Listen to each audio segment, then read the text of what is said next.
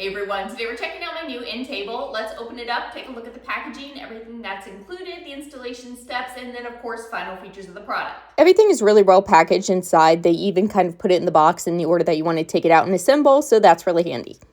Here's everything that came in the box. As you can see, each piece is individually labeled. They give us a really good detailed user guide, everything we need to install. They even give us a screwdriver, but let's go ahead and walk through these steps together. In step 1, we've got pieces 4 and 5. We're installing A screws, and then we're going to put C's in the side. When you're done, it should look like this. Step 2, we're looking at pieces 2 and 3. Again, install A screws and C's on the side. In step 3, I've got piece 2 here and piece 4. We're going to put piece 4 on the side here. You want that beautiful curved edge facing the front, not the side that has all these blocks, because that's going to be what's exposed, and we want to see this nice curved edge.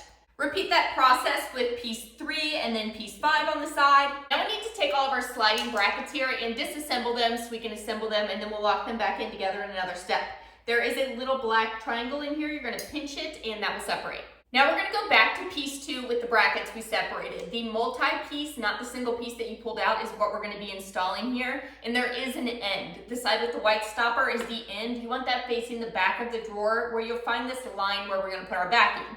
So if you have it laying here just to test it, you want to make sure that it opens towards that beautiful curved piece, because that's where our drawer is going to open, and then install according to the holes in the manual. Grab piece 3 and do the same thing. 3 brackets on each 3 level of blocks. Step 7, we're looking at 8, 9, 10, and 11. This is going to be our beautiful base frame. You'll notice the foot pegs on the bottom. Install A screws and C's where indicated. We're going to make all of this a square, but pay attention to the sides here. The sides with the foot pegs, make sure that they're all facing the same way when you lock this in to make a square.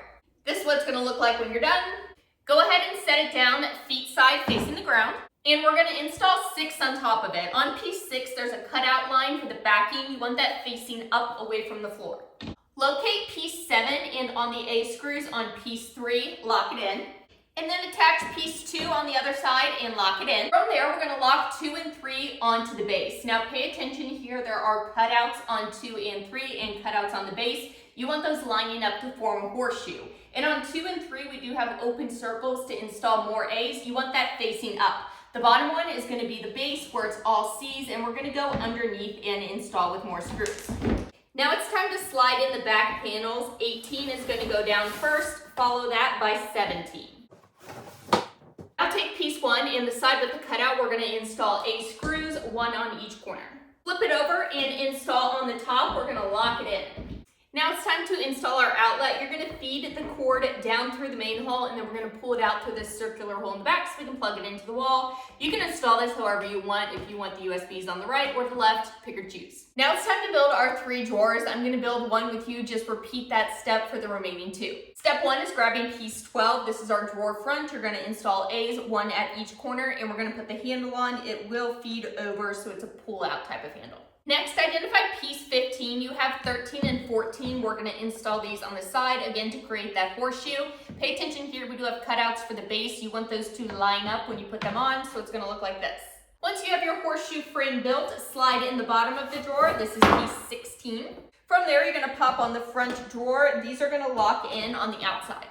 Now it's time to put on the second part of that bracket that we broke apart earlier. You'll notice one side is open and one side has kind of a stopper. The side with the stopper you want facing the front of the drawer, and then we're going to go ahead and install. Just remember that that open part needs to face the back of the drawer so it slides in.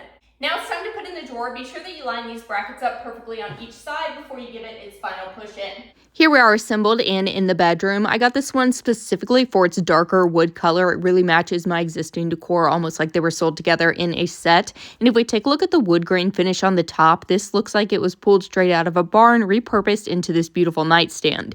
I love the meshing on the front here with the gold accent handles. It's a rustic but still vintage and modern piece. The nightstand stands 25.8 inches tall. It is 22.8 inches wide and 15.7 inches deep. We have a lot of versatility here. It's great as a nightstand, as you can see, but it would also be really nice next to a couch.